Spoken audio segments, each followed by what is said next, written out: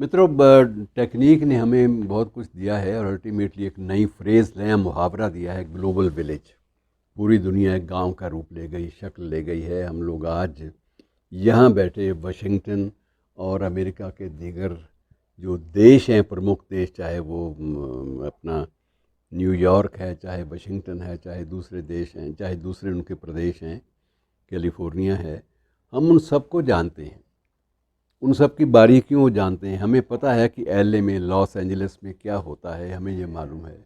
लेकिन कई बार ये होता है कि जब हम दूर की दुनिया को अपने दायरे में समेटने का प्रयास तो कर लेते हैं, लेकिन कई बार अपने ही मुल्क में, अपने ही देश में बहुत सारी महत्वपूर्ण बातों को भूल जाते हैं।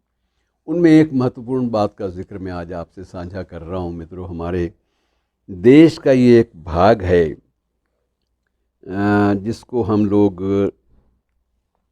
उत्तर पूर्व के नाम से जानते हैं। लेकिन उत्तर पूर्व में क्या है, इस बात से हम में से ज़्यादातर लोग नावाकिफ़ हैं, जो कि नहीं होना चाहिए।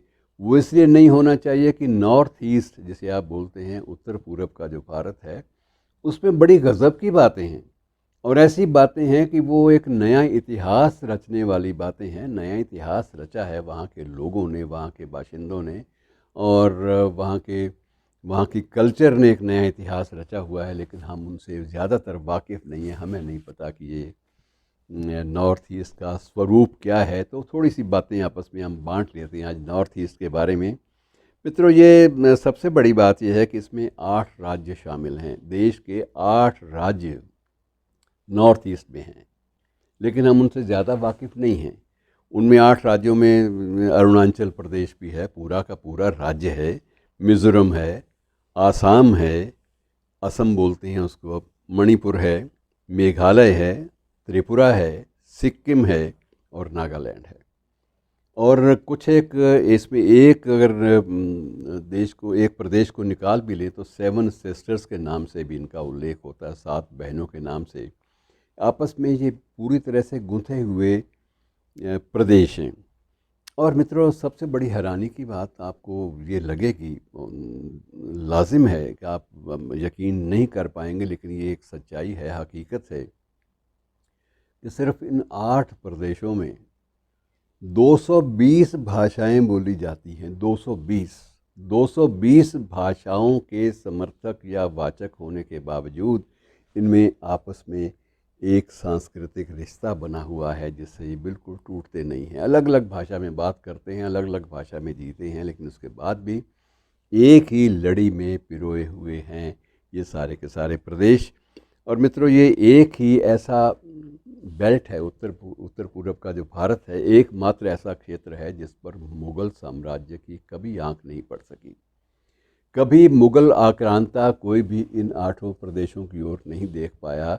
ये एक बहुत बड़ी बात है कि ये हर युग में, उस युग में भी जबकि वो पूरे भारत की सीमाओं को वो लोग काबुल कंधार से भी आगे ले गए थे, लेकिन इस इलाके में उनका कुछ नहीं उनको मिल पाया। उसमें कोई वो विजयी नहीं घोषित हो पाए। और वहाँ पर एक ऐसी डायनेस्टी, एक ऐसे वंश का भी साम्राज्य रहा है, अहोम के नाम से ये वंश जो है, ये लगभग 600 वर्षों तक निरंतर राज करता रहा। ये भी एक इतिहास का एक रहस्यपूर्ण राज है।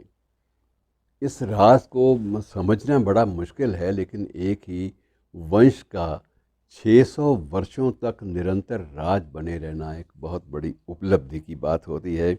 और मित्रों, आप थोड़ा सा और मैं आपको हैरानी की बातें सुना दूं। इसमें यह भी है कि ये दुनिया का सबसे बड़ा जो एक रिवर आइलैंड कहते हैं, कि नदी के बीच में, नदी का द्वीप, एक उपन्यास भी है अगे का। तो उसमें नदी के द्वीप की एक कल्पना कर लीजिए। वो तो उपन्यास है, उसके पात्रों के प्रतीक प्रतीक के माध्यम से नदी के द्वीप को वहाँ पेश किया गया है। लेकिन दुनिया का सबसे बड़ा नदी द्वीप जो है वो भी उत्तर भारत में है। और सबसे छोटा जो है रिवर आइलैंड, स्मॉलेस्ट, उसे कहते हैं उमानंदा। उमानंदा नाम का सबसे छोटा नदी का द्वीप वो भी उत्तर भारत में है, उत्तर पूर्व भारत में है। तो इतनी ज़्यादा इसमें चीज़ें हैं।